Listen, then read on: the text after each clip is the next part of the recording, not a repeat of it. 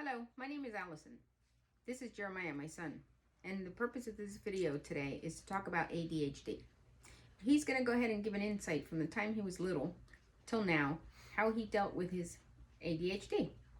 I will be asking the questions and he'll be answering them. Sit in the middle. Okay, Jeremiah, go ahead and introduce yourself. Well, hello. My name is Louis Jeremiah, as she just introduced me, and today I'm gonna be talking about how I dealt with my ADHD throughout my life. Okay, so question number one. In the home, did we allow ADHD to be an excuse? In the home, outside of the home, in school, no matter where it was not considered an excuse by our standpoint. It was considered, it was not an excuse, but we never used it as one. We never said, oh, because you get distracted or because, you're looking over here and your room needs to be get done, that doesn't mean that because you have the ADHD, that's an excuse. Okay, and you would go ahead and do your room, and let's use that little by little. It took you a very long time, but eventually you would get it done. What happened when you would do your room? Why would you get distracted? What distracted you? Like things such as my phone, my Xbox, PlayStation, my TV, toys, little like fidgets and stuff.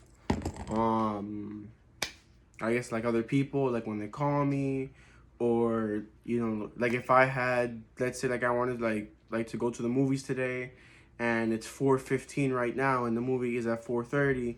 Like stuff like that will like distract me, and our little things start like to build up, like until the point where it's not done. Okay, and when I would tell you to get back on track, you would get back on track, but more or less about how long before you felt yourself getting distracted or still feel that way? It's not really timed. It's more of a whatever's there is there. So let's say if I don't feel like playing with my Xbox today, and the Xbox is the only thing that's in there, then there really should be no distractions. But obviously, in your own personal room, there's gonna be your little cars or whatever you have, your PlayStation, Xbox, your phone, your TV, your computer, because that's where you keep all your personal stuff. So when I would see the advantage of being in my room and being able to play with my whatever it was that was distracting me, then I would just take it and forget about my priority. Okay, and let's talk a little bit about school. When you were in school when you were little, let's try to see if what you could remember. And you would drop your pencil all the time. Do you remember those days? Not so much, but like I remember a few instances where it happened. So like pretty much what I would do is, in hopes to have an excuse to stand up and walk around, because I felt when I was sitting in one single place, I didn't feel like, I felt trapped. I felt enclosed within walls. I didn't feel like I was in full control. So I would drop like my pencil, so then I would be able to walk around and not have to be stuck in that seat all day. And I would drop that pencil maybe 8, 9 times, like 9 times a day, just to get up, and like be able to walk around and stuff. Okay. And do you remember those little desk reminders I used to put on your desk when you were, I don't know, about fourth grade? You did this in 5th grade. I Okay. remember it.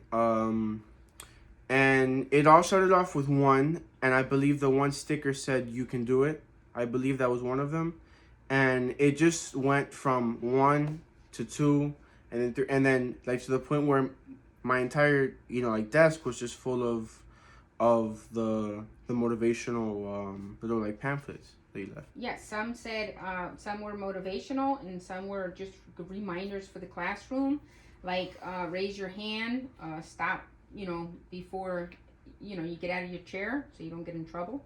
Raise your hand, don't blur the questions out, or the answers to the questions that are being asked by the teacher. Things like that. They were just little reminders. So when he did do it, what would happen is the teacher would come to his desk, and instead of calling him out in front of the class, she would just point to that reminder. Remember, Lewis, you must raise your hand, or remember, you must not blur the answer out.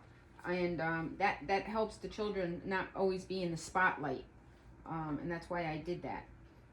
So when you did get called out at home or in school, how did that make you feel when it was repetitive? You did the same thing over and over again. I never really did the same thing over and over again. It was more of, I guess, like similar acts.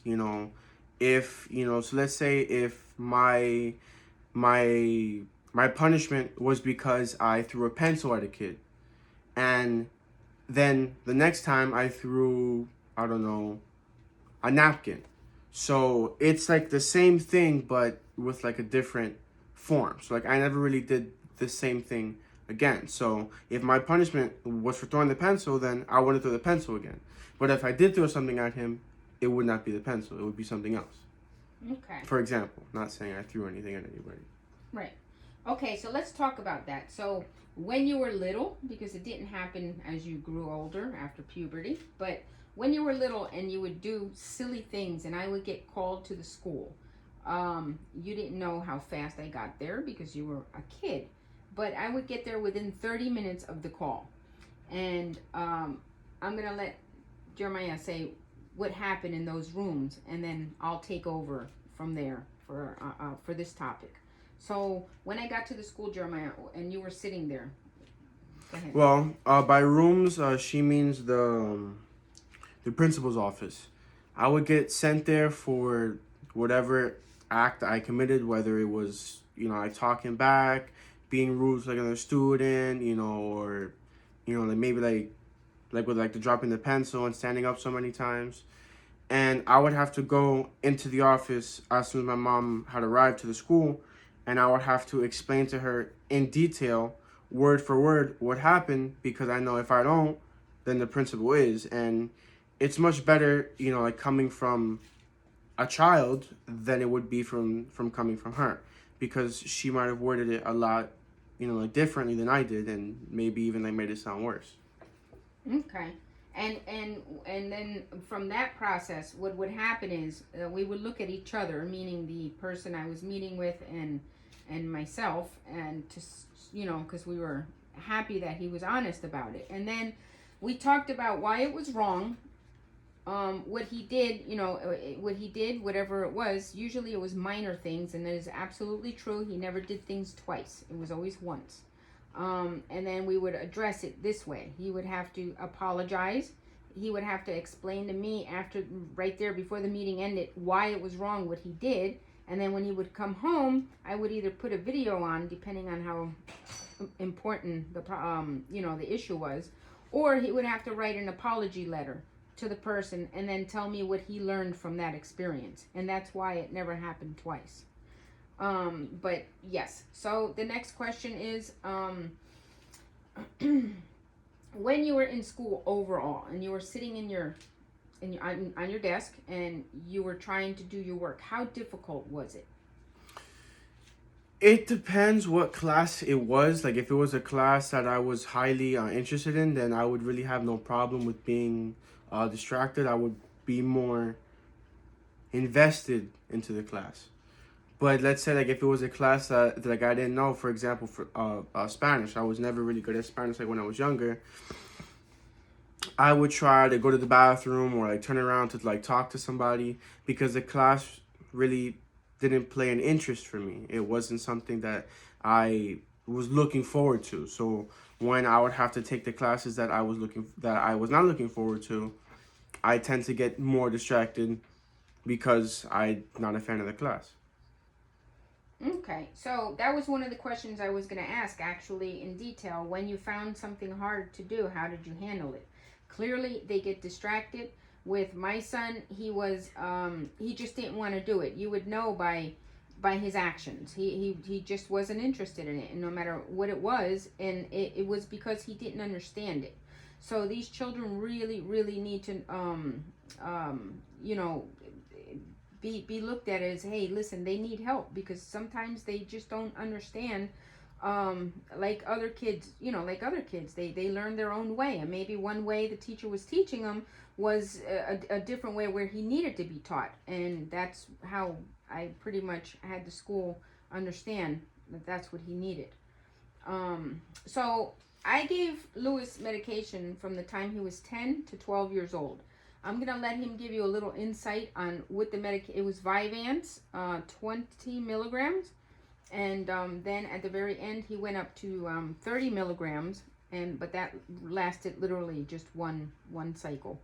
So, Jeremiah, when you took the medicine, I remember the first day he was so focused that he literally played with a little screw of some type for the entire day. I wanted to see what it did to him before he went to school on the medication, and it was pretty amazing on how focused he was. But as far as him being the one who was taking the medication, I want you to hear it from his point of view. Okay, so in my own personal experience, and I've heard from other people who have also taken it, it keeps us focused because it makes us feel no emotion. I felt no happiness. I felt no sadness. I wasn't mad. I wasn't angry. I was just there. And I would come home with a throbbing headache every single day from it. I don't know why. I would just have a headache, but I would get my work done. I would come home with an A or a B. I would do excellent on it. But the price that I had to pay for that focus was having a throbbing headache throughout the entire rest of the evening when I came home. That was the side effects. Luckily, he didn't get aggressive or any of that other stuff that some of the other medications, and even this one as well. Vyvanse gives, every child is different. And that's what parents need to know on medication. Now, he's going to explain why he was taken off of Vyvanse, or voluntarily, should I say. But before that, it started where when his body was not responding to the medication dosage he was on, which was a 20 milligram, I tried everything. His grades started plunging when he was in 7th grade, and no matter what I tried, no matter what I did, no matter what I offered, none of it worked. So my last resort was to go up his medication. From that point, he took, like I said earlier, literally one cycle. And Jeremiah, when you were at the end of your medication, let's go ahead and talk about that. When we switched you over to the new one. I've never really been a fan of medication, so I wasn't really too thrilled to have to take another one. But when I did take the other one, I felt the side effects a lot stronger, the headache and stuff. I was able to get the work done, but like I said before, at the cost of having a throbbing headache, sometimes feeling nauseous, not wanting to eat was one of them too. I did not want to eat, and I eat a lot, and I didn't want to eat. I didn't want to drink. I had a lot of trouble sleeping, and that's what happened when I took the new one. Okay, so at that point he was in summer school, and he didn't like the way it made him feel. So he came up to me and he said, "Why don't you go ahead and take over?" I told her I feel like I don't need him anymore. I feel like I can, I feel like I can do it. I feel like I can, use the feeling of what the pills gave to me, and try to use it as motivation. If I can do it without the pills, I won't have to take the pills. And if I don't have to take the pills, I won't have to worry about having the throbbing headache or feeling, sick throughout the night.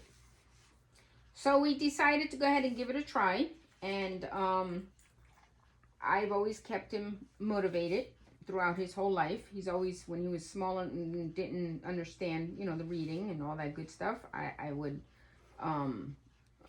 give him signs of encouragement in different forms. But now that he's big, and once he reached, a level where he read, I usually post motivational messages on a dry erase board throughout the house, and he reads them, and I leave it posted for sometimes for a couple of weeks, so it's a reminder for a couple of days. Maybe he'll look at it 2, 3, 4 times while it's up. And that's what these children need. They need that little push. They need the little motivation.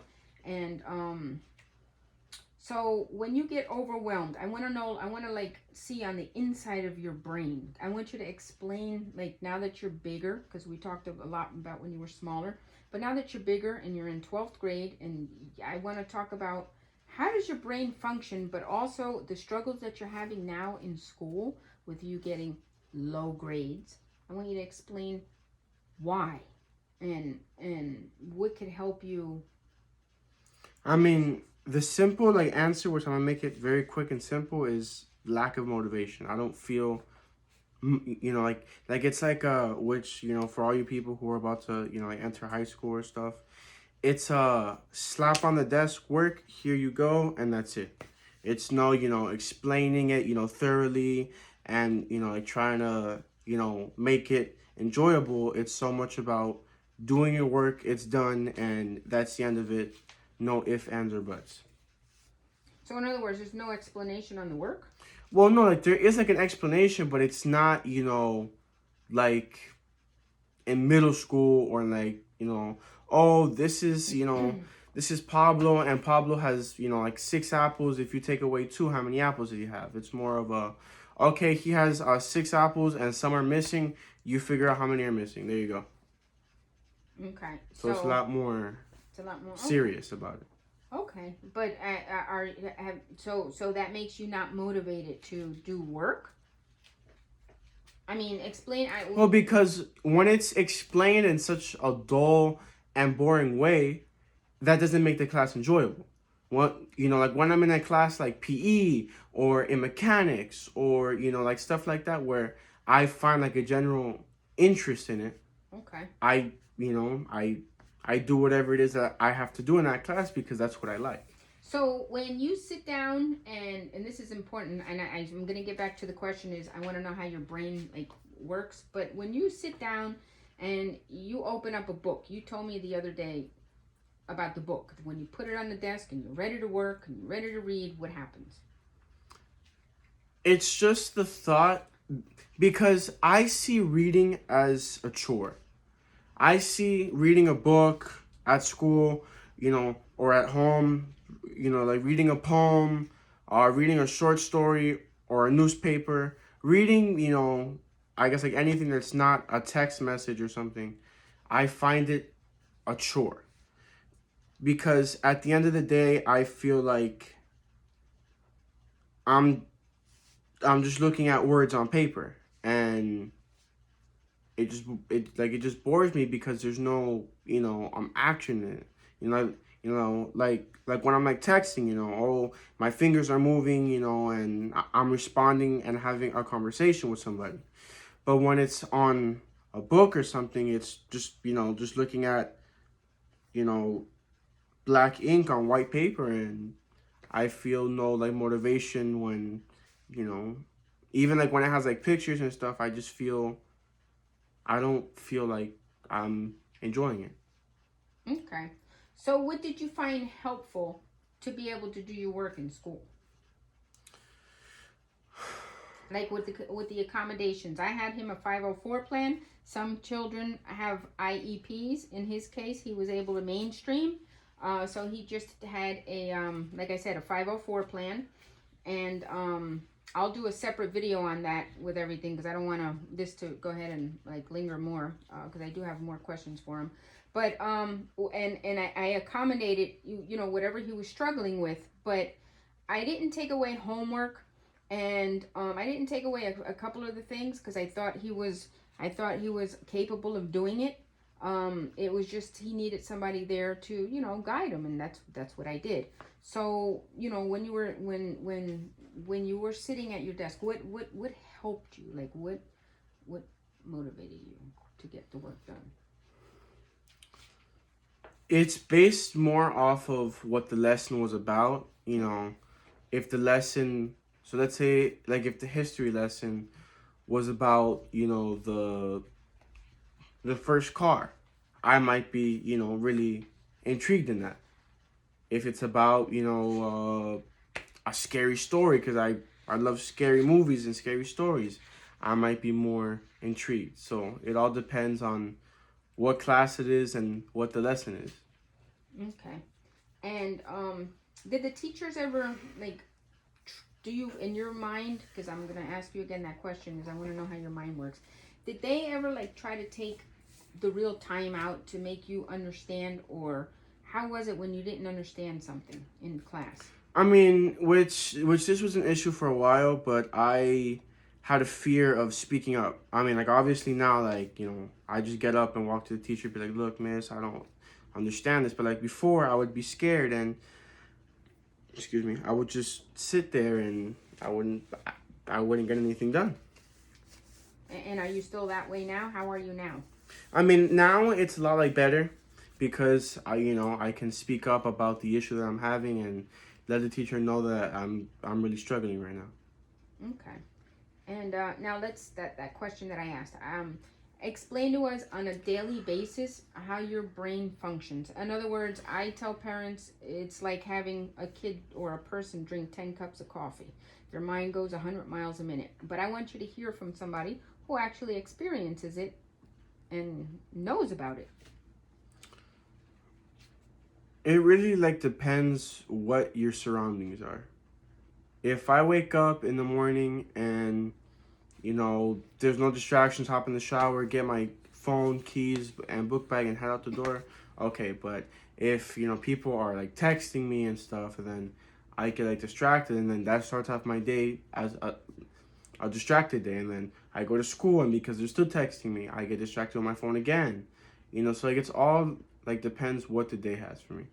Okay, but when you are, let's say you're sitting in the classroom and there's nobody there yet, and like the inside of your brain. Well, the inside of my brain tells me, walk out, wait for people like to come in, so you're not just here all by yourself, and then when your friends are in there, then come back in. Okay, and do you have any worries? Like, do you like worry, or do you ever find yourself like feeling depressed? I mean, I really haven't felt that strong of sense. I mean, I have before, with stuff I really don't want to get into, but due to the ADHD and stuff, no, I haven't really felt a strong sadness. No.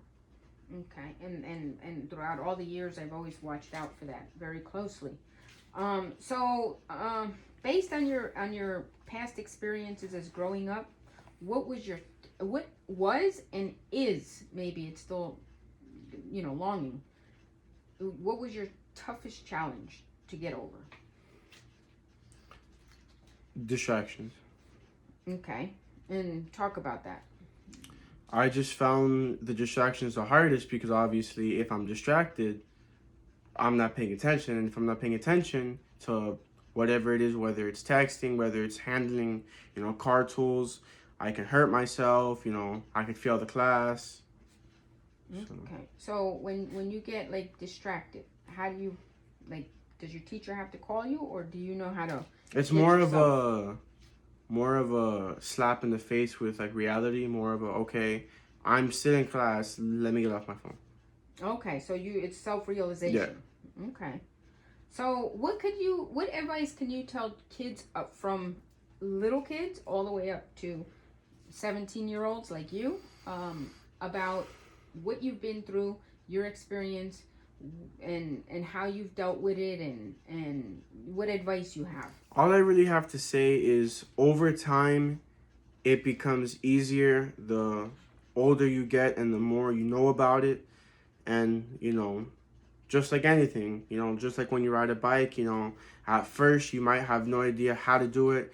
But, as you build into the bike and you gain, the control and the pedaling and stuff, it all starts to go together.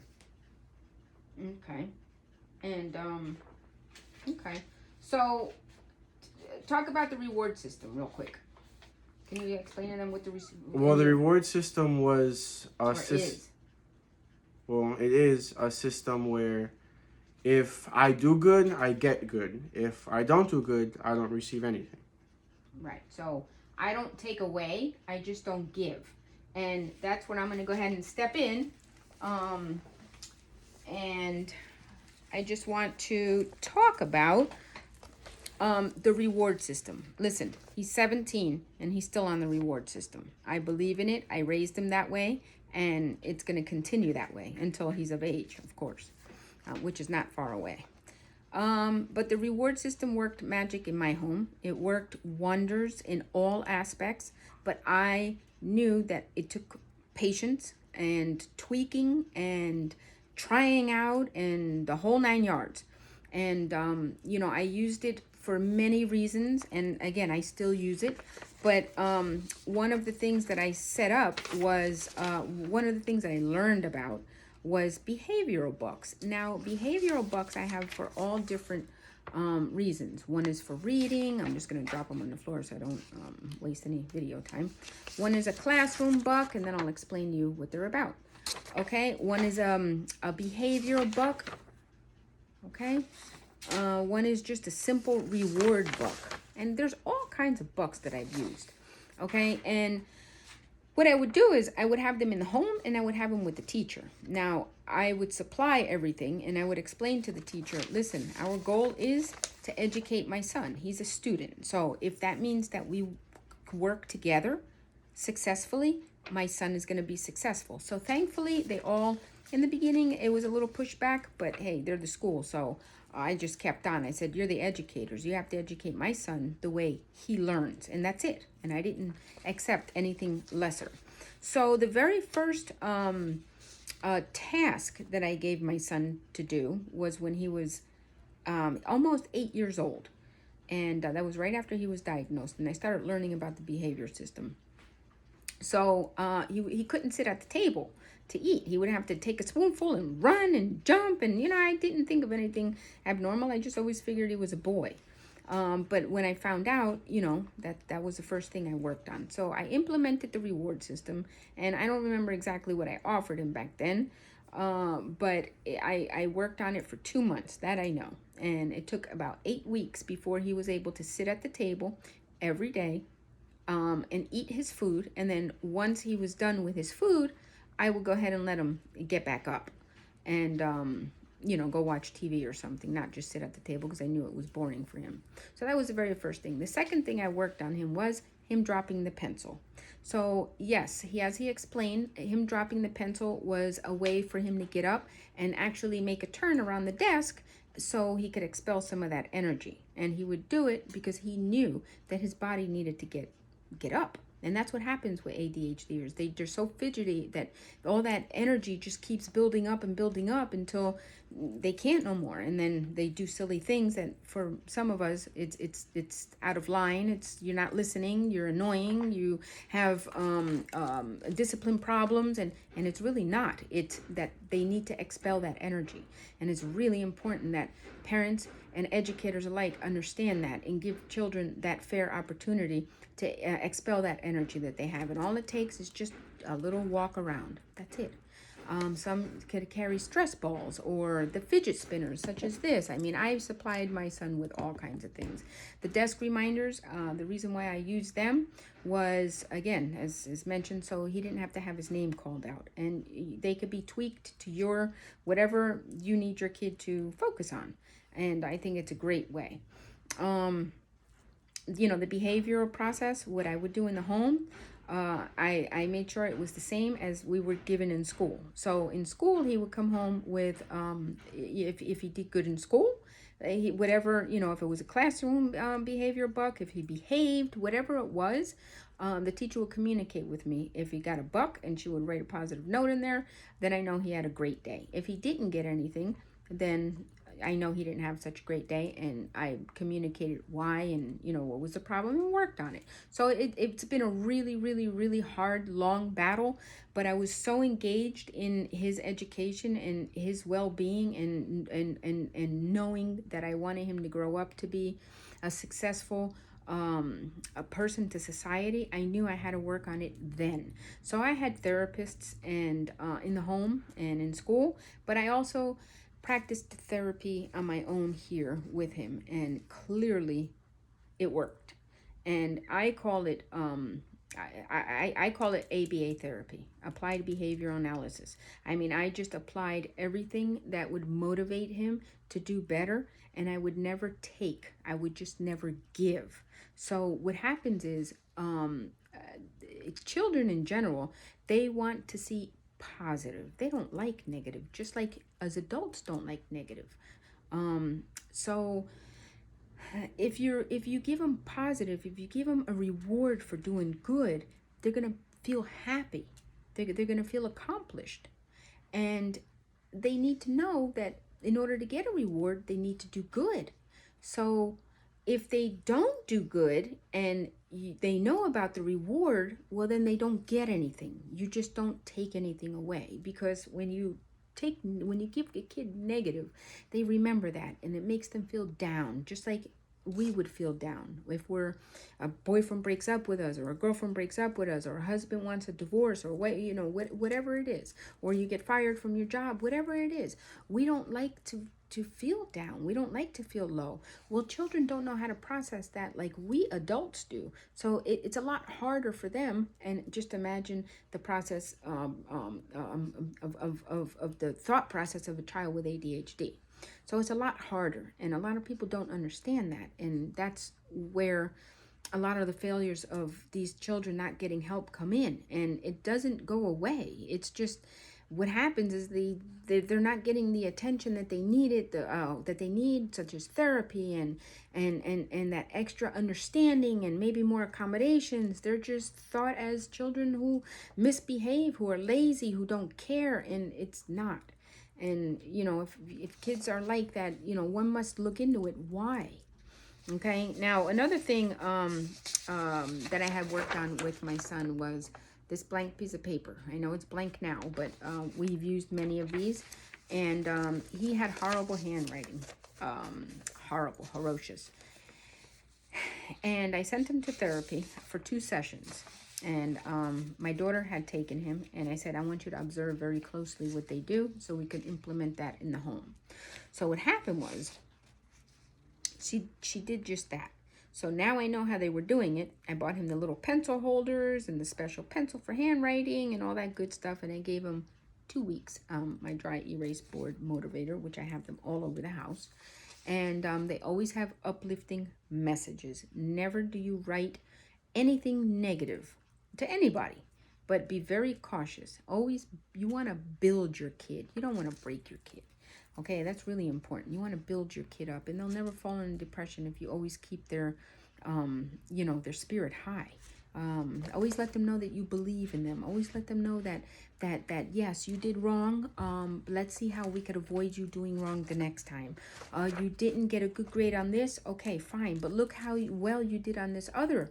You always find ways to keep the child's motivation and his self-esteem, high, because these children could fall into depression pretty easily, and we always want to avoid that. Now, when they make milestones, I like to celebrate. I think going that extra little crazy moment is really important for them.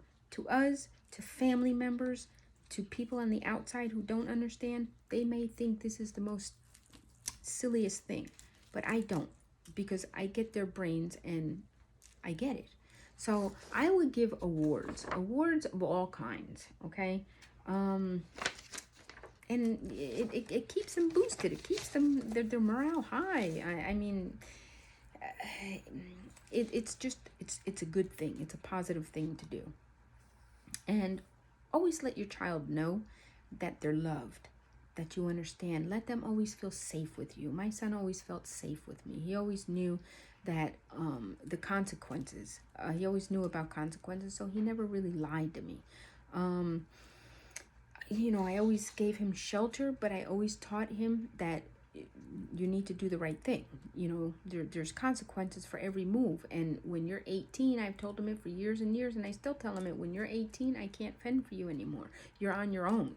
And, on your own meaning, hey, listen, I can't go do some certain things for you. And so what you learn today is what you have to carry with you tomorrow. And a lot of it, yes, he gets rebellious once in a while, but I know he takes it in. I know he understands it, and I know he'll apply it eventually. A lot of the stuff he thinks just like any other kid, oh, mom doesn't know anything. So it's the age, and he'll get over that hump. But I don't stop talking. And there's lots of things that parents can do to help their children with ADHD. One of them is understanding your child's mind. Why does he do things the way he does them? What triggers it? What motivates him? What, when he's quiet, what is attracting his attention? When he gets his impulsive moment, what happened while that impulsive moment? See if there's a pattern. And then you go from there. You learn from there. Okay, well, when we wake him up, he's this monster. Okay, well, now choose a different way to wake him up.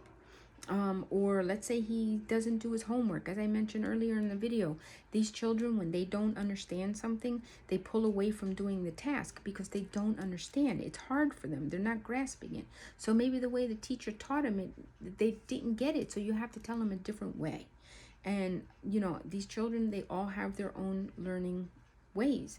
Some are visual, some are, you could talk to them, you verbally tell them it, you show them it on the board, while others, maybe you have to write it down in different ways, maybe draw pictures of it or whatever works for your child. And as they grow, they adapt and they learn how to adjust and deal with what they're feeling. Just as my son said, it's not easy, and I've been very understanding all the years. I've always been his voice, still am. He's in 12th grade and I'm still behind him. He's not doing well in school because of laziness. It's lack of motivation, as he said, but it's also part of his laziness. And so he got I wanted to talk about this also, about the grades. So I have a report card over there, but I don't want to get up and walk out the video. But I have 2 report cards, one when he was younger and one for this last semester, this first semester of the school year. So I always look at the effort, okay? There's some when he was younger where he got, for example, in math, he got a C, but he got effort of number 1. Or there was like history where he got a C minus, but there was effort number 1. So though he got a C minus, almost a D, he got a 1 in effort. That's telling me that though he got that low grade, the teacher saw that he really, really had good intentions to do his best. Now, on today's report card, meaning this semester from just the other day, he got low grades and a number 3. That's telling me that grade came from simply him not trying, okay? And he's being distracted. He's being distracted, as mentioned, by his phone, by his little girlfriend, by the other girls who try to talk to him, by his friends, maybe whatever else goes on in his mind, that distracts him.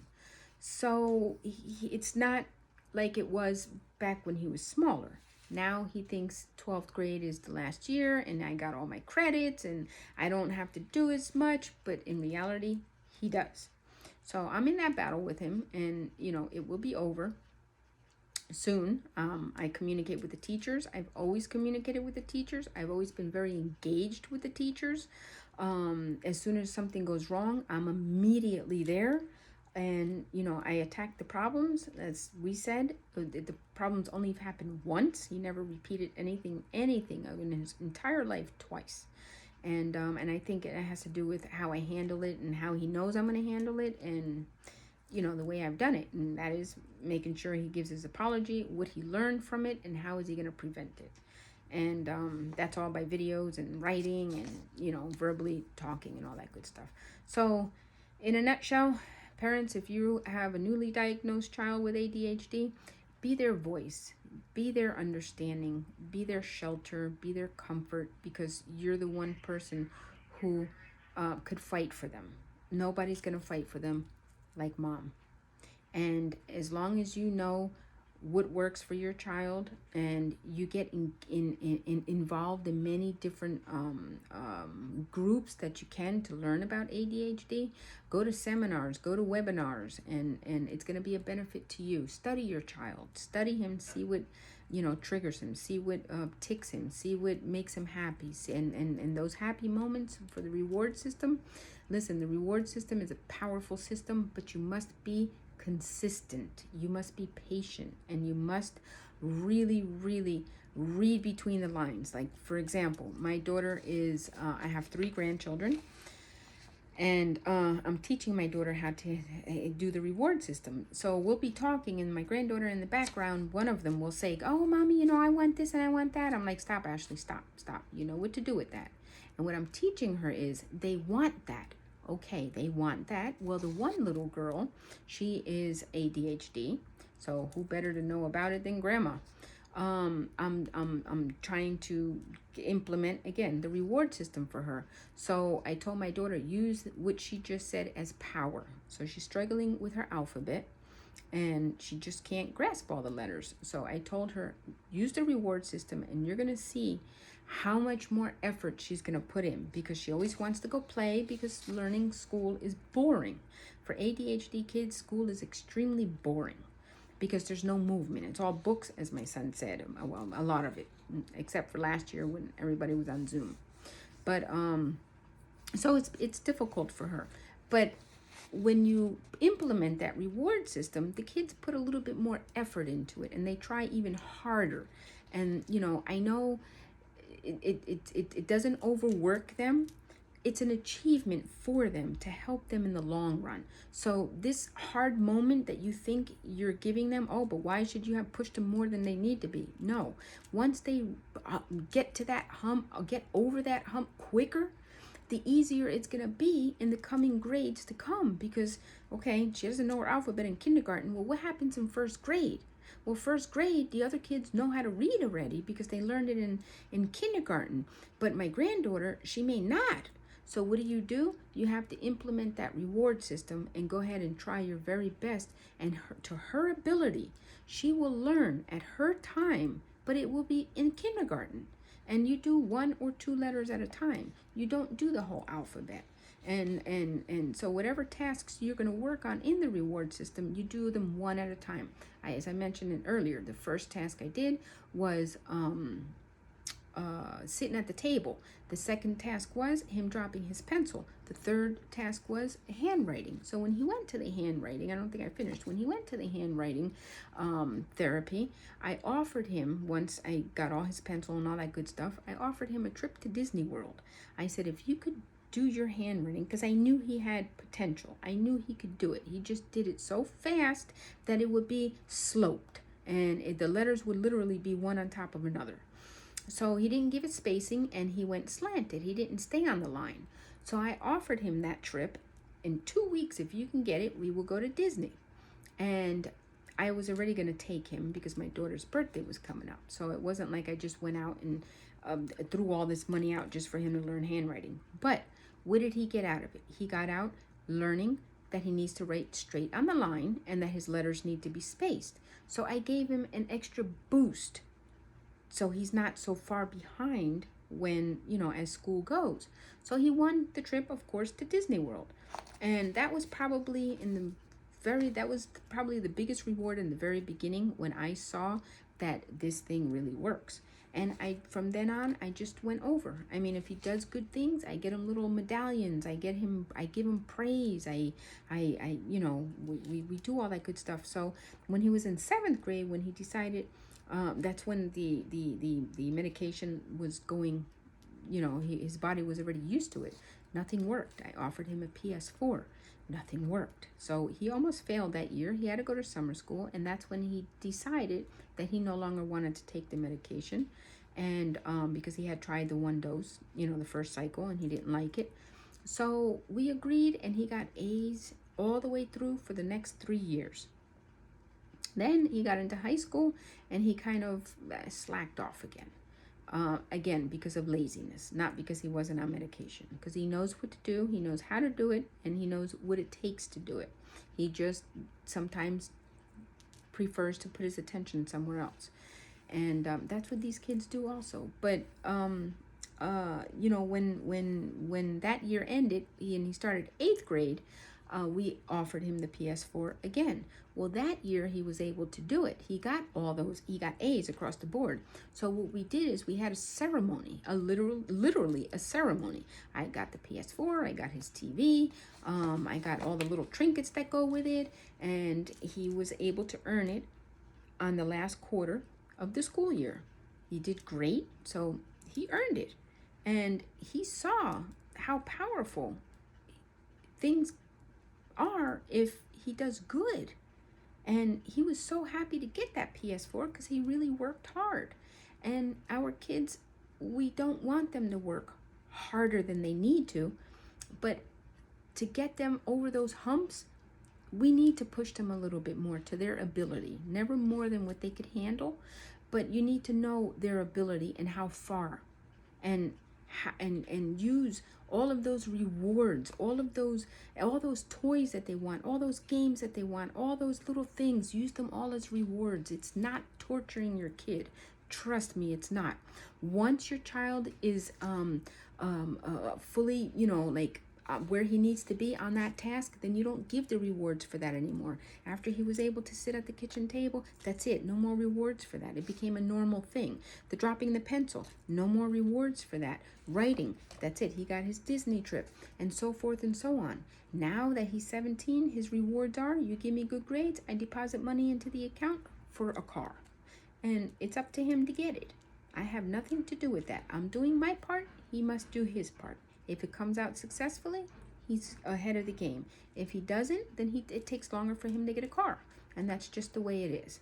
So I hope this video was at least a little informative to some parents. It all starts when they're little. He was on therapy for many of his years, and the therapist would always tell me, why do you have us? You do exactly what we do.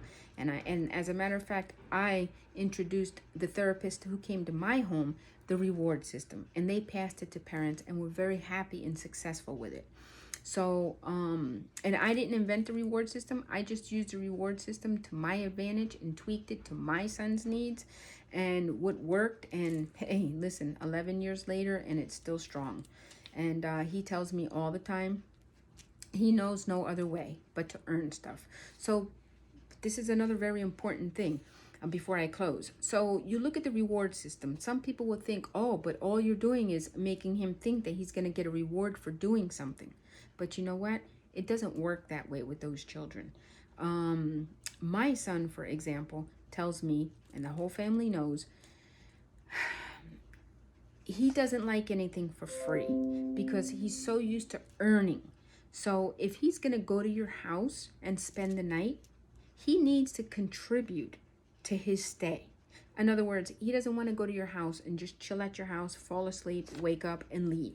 If he needs to throw the trash away, or if he needs to, if somebody needs help, maybe, I don't know, cleaning up the backyard, or if the party was there and they need help to clean, he's pulling his way. So it doesn't teach them that they always have to have a reward at the end. What it taught my son is how to earn his spot in this world. And that goes far, far, far throughout his entire life, because now he knows if he's going to get a degree, it's not going to come easy. He knows he has to earn it. Or if he wants to get a car, he knows he needs to earn it. He needs to earn money. In other words, it's not given. And that's one of the reasons I'm thankful for the reward system, and I'm thankful to myself and the guidance of the Lord and the entire village who has worked with me on this task and able to get me where I am today. Jeremiah, here, we're going to do a closing. And with that being said, he's just going to go ahead and give a closing. Thank you very much. I know this video was pretty long, but I hope, again, that we gave you some insight. Thank you. And my name is Allison, by the way.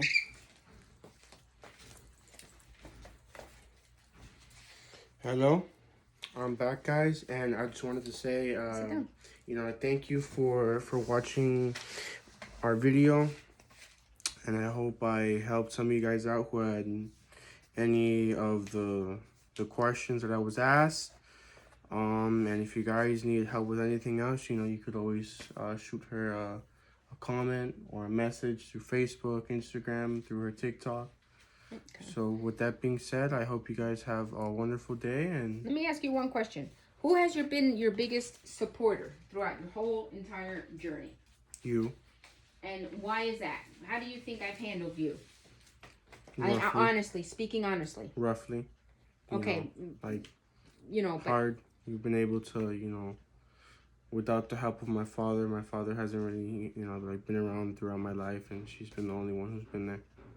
Okay. And as I raised you, I pushed you, and why don't you tell them about how mothers could be? Like, talk freely. Talk freely. How mothers can be? Yeah, in other words, I know I'm annoying. Mom might always be annoying, or dad, or grandma, abuela, whatever. But they're doing it to help you, and the help is always needed. Without, at least having something to hold you up, you will not be able to build your foundation on your own easily. But with mom or dad or whoever is help, you can build that foundation. That's right. Okay. So thank you, guys. Thank you. Give thumbs up to this young man. He's going to make a mark in this world. And never give up on your child. Your child's, they need you. Have a great evening. Have a great morning, afternoon, wherever you are in the world.